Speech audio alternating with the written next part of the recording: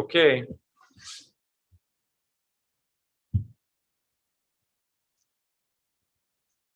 All right, I'm calling to order the regular monthly meeting of the Zionsville Board of Parks and Recreation. It's Wednesday, October 13th at 7 p.m. I'm Tim Cassidy, President of the Parks Board. I'll do a roll call of the members of the Parks Board.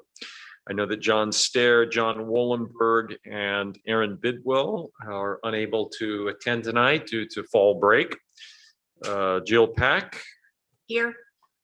John Solovich. Here. Sarah Moore. Here. And there being a quorum, we have a quorum, so we'll continue on with the meeting and all business noted in our minutes. It's now time for presentations by the public or comments from the public. If there is anyone in the audience or out there on Zoom, now is the time to raise your hand if you would like to make any comments. There being none, we'll move on to the approval or consideration and of the submitted September 8th, 2021 minutes. Are there any comments or a motion to approve? I'll make a motion to approve. Sarah Moore moves to approve. A second? Second. All in favor, say aye. Aye. The motion carries unanimously, approving the minutes of September 8th as submitted prior to the meeting. It's time for staff reports, and I would like to acknowledge the presence of our superintendent, Jared Logston. I also see our director of maintenance, Greg Dickinson, and Joe Rust, our director of IT, is helping us facilitate this meeting, and as well Roger Burris, counsel for the board, and Tricia McClellan, a principal of Runstell Ernstberger and Associates, is here to help us with a couple of the business items later on. We'll start with Jared Logston, staff reports. And again, written versions of these were submitted in advance, but is there anything you'd like to add or underscore? Before we start these staff reports, I would like to add a request to add 2 items to the new business. That will be tree management services and a letter of support to Whitestown. So once we get there. Great. So we'll do that under the other board related items, or well, we'll do it under new business, add those under new business. If that's all right. Excellent. All right. A couple highlights from the superintendent report. We would like to welcome Sierra Stewart, our new part-time naturalist. She joined the department in early September and is fitting in and leading her own programs already. So we're really happy to have Sierra to assist with our nature center.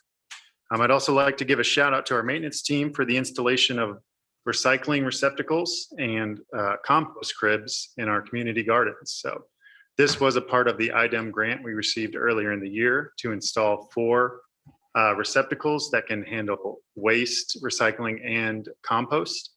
The compost edition will be coming in future years as we develop our own facility for that green waste. But currently we are able to install these compost cribs outside of the community gardens, and each season we'll be able to take away green waste and compost that appropriately, so we can accommodate that size currently. We have a few more receptacles to install, one of them being at Overly Warman when the park opens next year. So we're looking forward to that. Question. Yep. So that's where the compost goes, the split rail fence. Yes. Thank you for putting that right next to my garden plot. Not a problem. Can I start using it? Yeah, we could start right now. Just throw the stuff over the fence. Okay, good. That is all highlight from the superintendent report. And since Mindy is not here, I'd like to also highlight a couple items from the programs report. All right, please do so. For programs, we had 712 walk-ins at the Nature Center this month, September, and 349 participants attended public programming in the month of September. So outstanding numbers for our Nature Center and our new rec programming wing. And in lieu of Mike Wall not being here, I'd also like to highlight a little bit from the golf report. Okay. In September, we saw 2,448 rounds of golf played, and the course did officially close October 10th as we begin our cart path improvement project, which began on the 11th with a kickoff meeting on the 12th. So For the 2021 season, we had over 18,000 rounds of golf played. So for a shortened season, that is absolutely fantastic for the golf course. And we're excited to open up in 2022 with improved courts, or improved cart paths, the brand new carts that came this year, and a new welcoming to the community.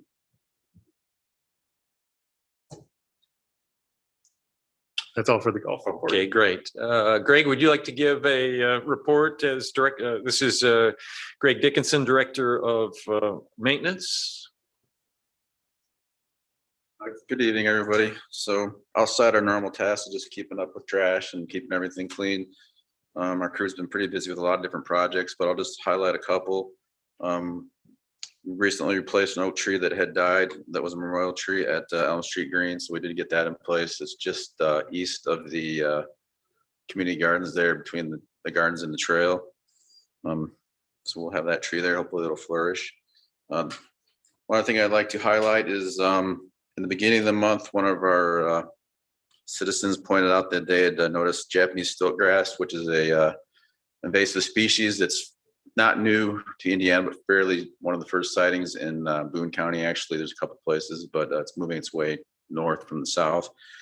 So our staff did put quite a few man hours in eradicating that and pulling and removing it. And hopefully we're identifying areas and keeping up with that to see if we can mitigate that problem amongst the other invasive species that we're dealing with. But That's a very hard one to manage. I've Yeah. seen it in our 50-acre spread Yeah. in southern Brown County. Yeah, It's kind of- over the last 15 years. it tends to blend in with some native species, so it takes a little bit of time to identify and work with.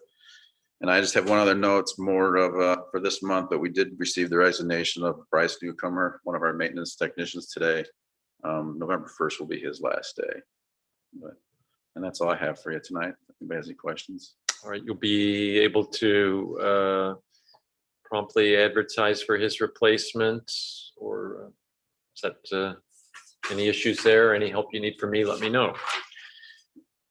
Thank you. All right, thanks. Are you gonna be sticking around for the Trees R Us? I bet there's something maybe you have something to do with the Trees R Us quote. Okay. All right, well, next we'll turn to Roger Burris, our Park Board Attorney, for his monthly report. Just the usual stuff. During the last month, I did have several requests from Jared regarding some agreements, mostly related to the Winterfest setup and vendors and things like that. So, some agreements to cover those situations, as well as the people using the skating rink. And actually, we have done that before. There was a skating rink in 2012 when the Super Bowl was in Indianapolis, and we set up at Lions Club Park. There was a much smaller scale skating rink set up. And so I found the waiver that we had used for that one. And so I'll get back to you on those documents. And something that just came up recently that we may talk about is the probably later on the Starkey Road Bridge. Or did you want to talk about that now on the water line? You can introduce it right now. Yeah. So I guess there's a potential delay on the Starkey Road Bridge replacement due to an old water line that nobody knew was there. So when the contractor finds it, then people scramble, and Citizens Energy is the water utility for this area. So and Lance I know has been consulted because he deals with those sorts of things all the time on his roadway projects. But the question is whether there might have to be an easement created, because we don't think there is an existing easement. I know I have a couple of surveys from years ago from that area. I was able to find one before the meeting, and it does not indicate any water line easement. But back when this water line was installed, it was probably because it was installed. That was when the water utility was owned by the town of Zionsville. So they wouldn't have been necessarily as concerned about having, easements to go under roads or on property that, nobody cared about. So Jared brought up the question of whether we might need to grant an easement for Citizens Energy to maintain if they're going to replace the line or whatever. And I said, well, yeah, that would be customary and something that we would probably need and want to get done as soon as possible. So Jared said, we might have to have a special meeting. And I said, well, let's just bring it up tonight. And I think the park board could approve that if it turns out to be needed. Wouldn't it be an easement from the town rather than the Parks Board? Well, it depends on where it goes. We own the little triangle, where our parking area is. And if it goes within the right of way, then I don't think there's any issue there. So I guess it would just be, if they had to relocate it into an area on land that the park board owns, then would you give permission in advance for that to be created and signed? And I think you can do that. All right, okay, so the water line may be under the road, which is not the park board's issue, it's the town's. I mean, it's all of our issues because that's our bridge project over that road. Yeah, so I'll move that we approve granting an easement to Citizens Water Utility to the extent necessary to construct or maintain water lines under our property and authorize Jared in consultation with Roger to grant any such easement. I second. John Salovich seconds my motion. Any questions? Any clarifications? All in favor, say aye. Aye. Unanimously passed. Okay. Thank you. And another, I put two resolutions in front of the president, and they may have been passed down, and these have already basically been approved. It's just that when you get ready for closing, the title company wants to have something, for their file to indicate that. So I just kind of pulled together. I mean, this has been approved by you twice, at least 2 times already. But this is just a formal resolution, so I can provide this to the title company. So there's one for the Foss Knight property, which is 10202 Zionsville Road. These are the 2 trailhead properties. And another one for the Boy and Jones property, which is at 10230 Zionsville Road. And so if you could approve, adopt those 2 resolutions, and I also added our Vice President, John Stair, or Jared, in case Tim might not be available, just to give us a little bit more flexibility, because, when we get it scheduled, we'll want to make sure that we don't have a situation where we don't have anybody local to sign. Thank you, Roger. So I would move that the board approve the 2 resolutions submitted to us in writing by Attorney Burris relating to the purchase of the 2 trailhead property parcels. I'll second. Member Pack seconds. Any questions? All seen the submission? All in favor of the motion? Aye. Aye. Motion unanimously carries. Thank you. And that's all I have, unless there are questions. If no questions, we'll move on to new business, and we'll start with the memorial bench donation at the dog park. So the memorial bench donation program was introduced this year as a pilot program and had overwhelming reception, to the point that we have had to sunset the program for this year and identify new locations for benches. A really good problem to have.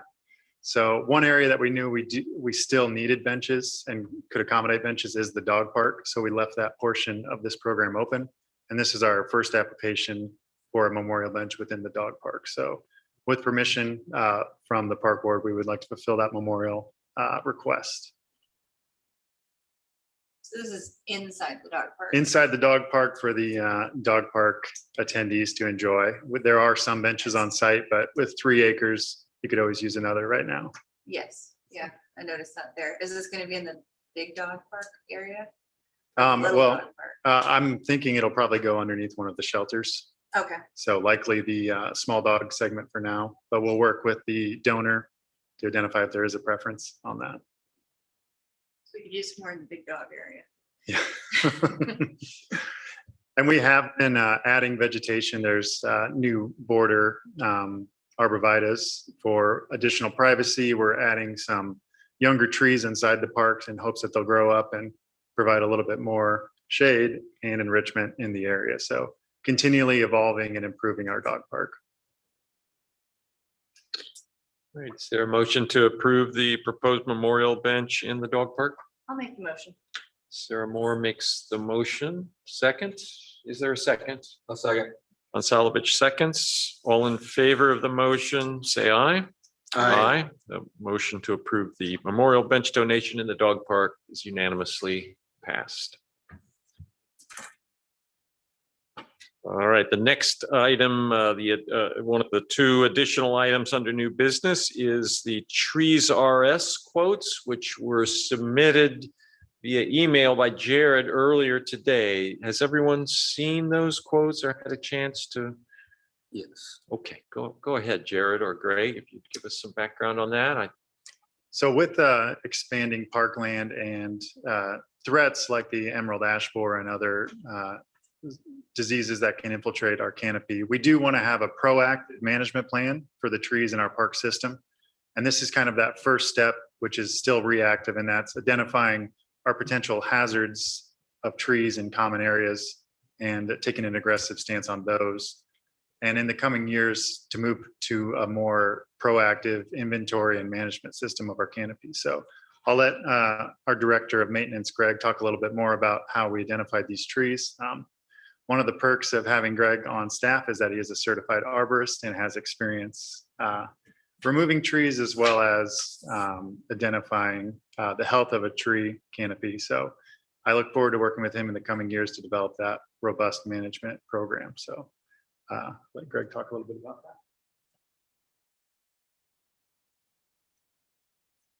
Yeah, so initially I just did kind of a survey of our high use areas, our trails, parks, park lots, open areas, and kind of narrowed down to the trees that seem to be more biggest risk of impacting high use areas if they were to fail, and based on their health conditions. And then from there, I kind of narrowed down what I thought our crews would be capable of taking care of, and then what probably outside our scope of work for safety reasons or equipment that we don't, equipment use and stuff. So that's kind of how we narrowed down the trees, the first round of trees that we have had on these quotes. And then I met with Brandon Lease, the owner of Trees R Us, to walk the sites and just kind of get his opinion too on the mitigation process for these trees. So not all the trees in the quotes are ones that necessarily removed. Some of them are just having widow makers pulled out of them and dead limbs and poor branching structures mitigated. You'll see that the nature sanctuary is our biggest one. There's quite a few dead ash trees in the emerald borer, but there is some other dead trees, and that's one of the areas we're having some of the bigger limbs and stuff mitigated on the trail.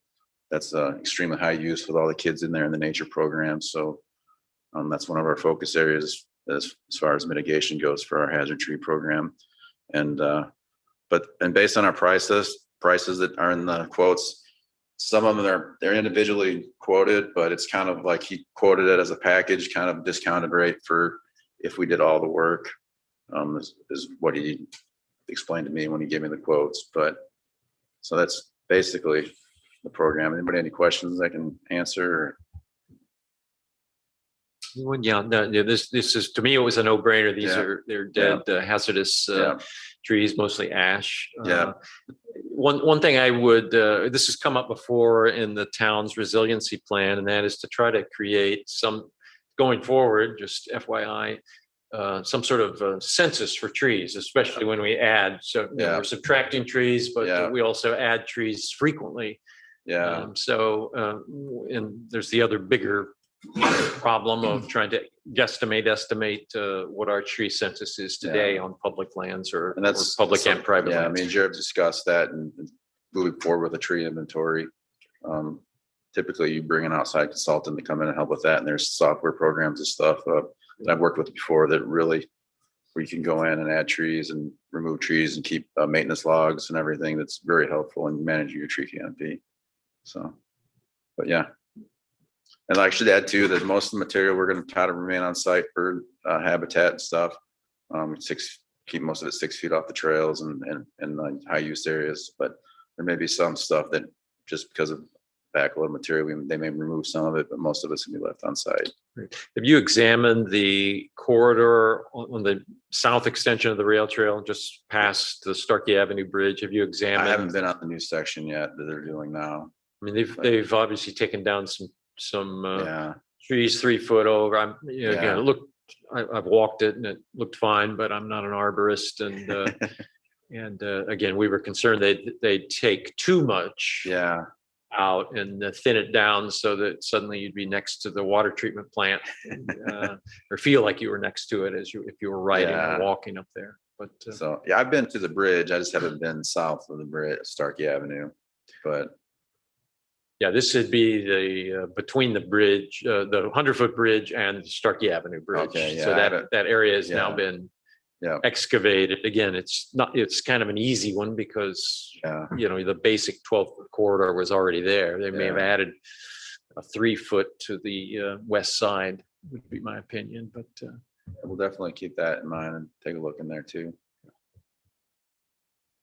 Greg, have you looked at any around the golf course perimeter? Yes, we are working with the golf course on that too. So there's some issues with some trees out there. Some have to be removed for the trail. There are ash trees that are dying and then another dead tree. And then there's some other things that we will be looking at actually probably the end of this week. But so. okay, are there any questions about the quotes from Trees R Us? Is there a motion to approve or accept the quotes as quoted? Is there a motion to? I'll make a motion to accept the quotes from Trees R Us. Is there a second? I'll second. All right, the motion's been made. I do have one question, Jared. You said that we have funds. Is there budget for this? Yep, each year there is a line item for tree services and we will use a majority of that, but there will be a small percentage left over should an emergency occur for the rest of the year. Any further questions? And all in favor of the motion to approve and the Trees R Us quotes, say aye. Aye. All opposed? The motion unanimously carries. Is there a timeline of when work's gonna start? You may be able to start as soon as this week or next week.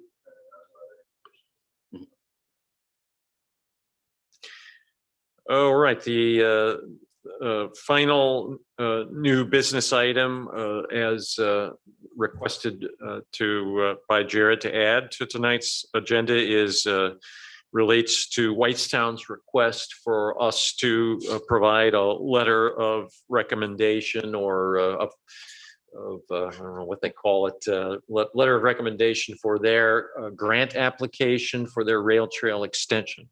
Jared, you want to say anything about that? Any So specifics? As you know, we were fortunate to receive the round 2 grant, which next year we will have a completed rail trail from north to south in the Zionsville corridor of the Big 4 rail trail. Whitestown also applied in round 2 and are revising their application to actually include their entire rail segment as well. So should they be awarded, they will be able to effectively create 12 miles of connected trail between our trail and up to Lebanon. So it's an exciting opportunity for Boone County and the continuation of the Big 4 rail corridor.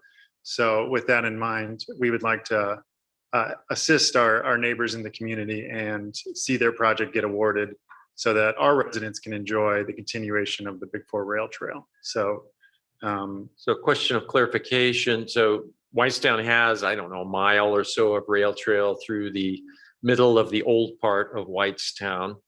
And most importantly, in their grant application, they want to move east to connect to where our north extension will end. So we will then be connected to Whitestown.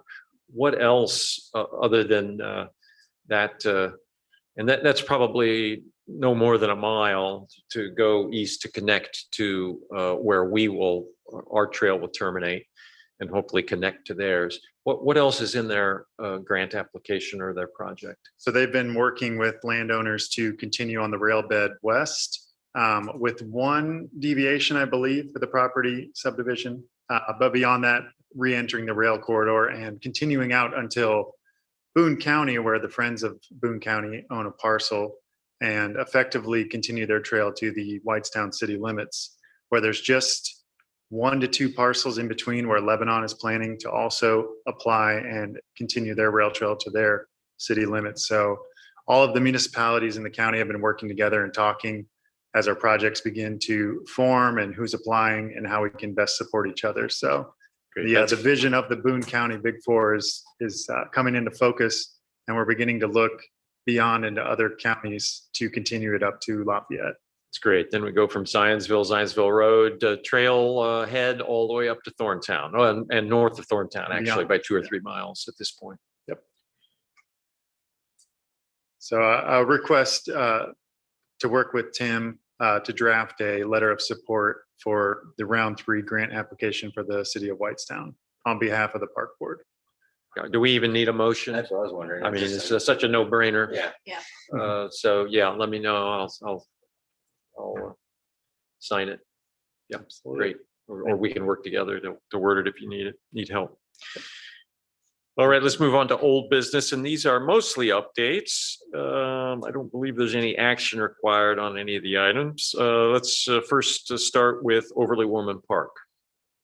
Last month at Overly Warman Park, John Salovich, myself, and Tricia had a fun time going through the mud and configuring the disc golf course. It was quickly identified there was some revisions to be made. Yeah, you know, the real site versus kind of the practical. When you're on a clean fill site, there's some things you didn't anticipate necessarily. But we did identify that we could easily change our 9-hole course to 18 with, I just believe, 2 pads added. Instead of having a pro length and a beginner's length, just using those smaller beginner pads as the first 9 holes, and then redoing the loop to have the more complicated last 9 holes. So offering an opportunity for the novice as well as those that want to sharpen their expertise. So we'll continue to work with Tricia to develop that in the CAD system and provide that to HIS for execution. So any comments, John? No, I think all the changes were great. And one thing I was thinking about was trash placement of trash cans out there, just because playing it somewhere else, and it just sometimes there's not enough. So just something to think about. So yep. I think every course I've been to, they're usually overflowing. So yeah, so there's never enough. So yep. You have to strategically place them where absolutely. The other update, and this is not a September update, but today the bridge started coming to town, and they will be constructing these segments with an anticipated installation of Friday. So that's an exciting time. I saw the town's Facebook post with a picture of the first major segment of the bridge out there. So you we'll said Friday. This Friday, yep, and Wow. we'll be working with IT to hopefully get some really great aerial shots of that process. So Is it helicopter, right? drone, Let's talk of that one next time. best thing. Don't run into the cranes, Joe. I think I haven't seen any of these. Which way is it coming in? How's it being brought in on the truck? It's actually already here. Yes, so those are pieces. Oh. The playground area, kind of stage there, and then around to where it'll actually be located on the floor. And they'll put all 4 pieces together. And it's Cranes like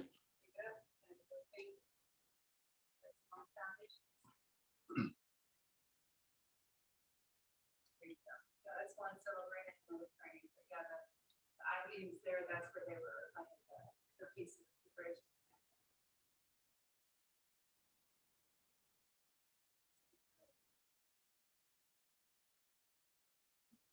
Yeah, the excavation and the footers and the gabion walls are quite impressive out there, and it's cleared, and the vista is as impressive as we thought it would be at this point.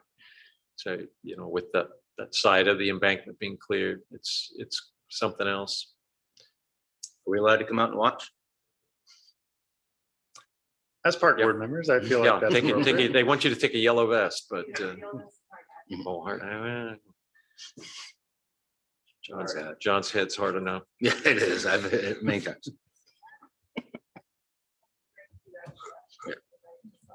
Okay. And that is all the updates for Overly Warman Park. All right. Great. Rail Trail South Extension update. Jared? Starkey Avenue and the rail trail south of the Nancy Burton Trailhead were closed on September 24th as we began the project.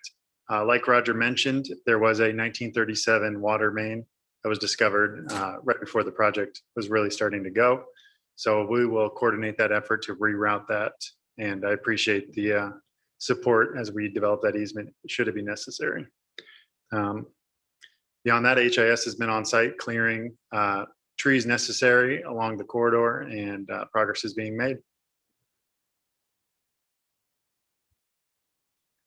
That's all for the Southern Rail Trail. All right, let's move on to the update on the Heritage Trail Park Phase 2 project. All components of the Heritage Trail Phase 2 project are complete from Globe Asphalt. The one remaining piece is the playground, which was stuck in transit and held victim to the supply chain issues that we've all experienced across the board this year as we kind of restart everything from COVID. So it is on site and it has begun installation. So hopefully in the next week or two, we'll be able to have an update of completion of the playground. And the only component left of that, which will be done in-house, is the installation of the hoop house. And the Parks Department is beginning to work with Public Works to design and implement that project over the winter.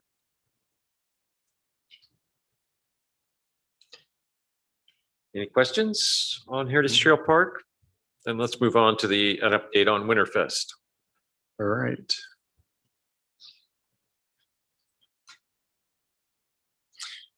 The wood was purchased from Lowe's, and I want to give a special shout out to Aaron Bidwell, our park board member, who worked with Lowe's to receive a discount on the lumber, as well as Greg working with them. And they have offered to transport the platform once it's complete over to Mulberry Field, so saving us a lot of coordination and man hours. So I want to give a special shout out to both Aaron and the employees of the Zionsville Lowe's. So we will begin construction of that platform very soon. We've entered into an agreement with Nancy and Jim Carpenter to utilize one of the 3 barns out at the Carpenter Nature Preserve for the construction of the platform. And from there, it'll be transferred to Mulberry when it's time in December. So everything's moving along great. In September, we did begin talks that were fruitful for multiple sponsors for the Winterfest program, including our title sponsor. So we're excited to enter into that agreement and officially begin to promote that partnership. The foundation, the newly formed Parks Foundation, is also excited to be a part of Winterfest and offer their support and volunteering as we fill up the calendar with activities throughout the month. Wanted to give you a quick preview of some of the official branding and promotional materials. So this is the map of Winterfest that'll be used in promotions as well as on site for directing people. So just a couple of things to highlight is the ice rink, which will be in the first bay of the parking lot.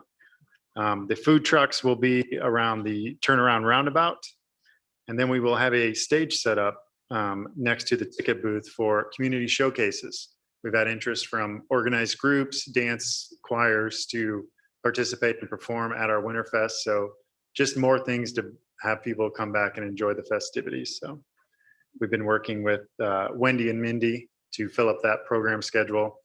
So you might come for the ice rink, but you're going to come back for things that are happening all month long. Have anybody suggested getting a snow making machine? Yeah, county commissioner has, and we'll look at that in the future. Pretty good. Yeah, you could go back and forth between the sledding hill and the ice rink, right? Fortunately, snow is not a deterrent for ice skating. So should some flurries start to happen, we have purchased sleds and we'll be ready to hand those out to really open up the event. So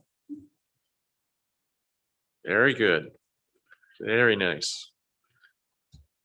Anything else on Winterfest? that's all for right now. All Stay right. tuned. I have one we should probably get an update on the Carpenter Nature Preserve study, charrette process that REA and Tricia are about to launch. Is there anything you'd like to say, Trish, on that? I know we have a meeting scheduled, really a launch meeting with with the Carpenters and other, intimately involved folks scheduled for next week. That's really the launch, the formal launch of the project, right?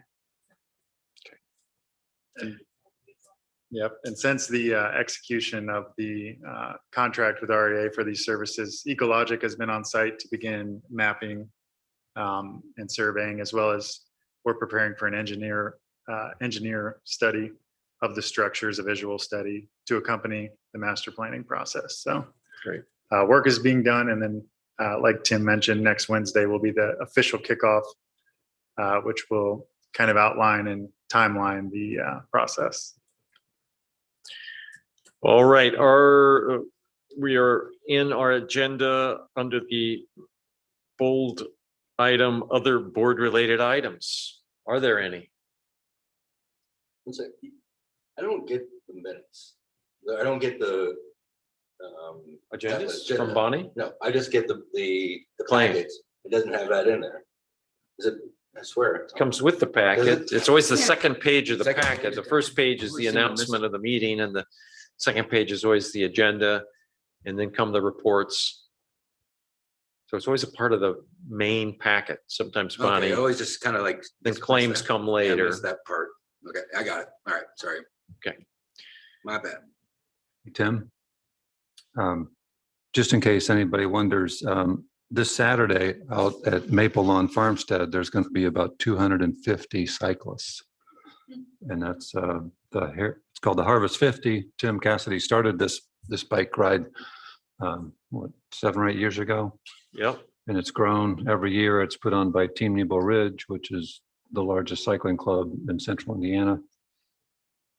And it just gets bigger and better every year. So if you see a bunch of cyclists on Saturday morning, that's why. It's a great celebration of Boone County, and at least 4 or 5 years ago, Boone County had the second most miles of gravel roads of any county in Indiana, though every 6 months or so, somebody laments, oh, they're paving the road over here or there. So, but yeah, it's a great way to celebrate our farm heritage out there on those gravel roads, and to use Maple Lawn Farmstead as a base for that ride and race.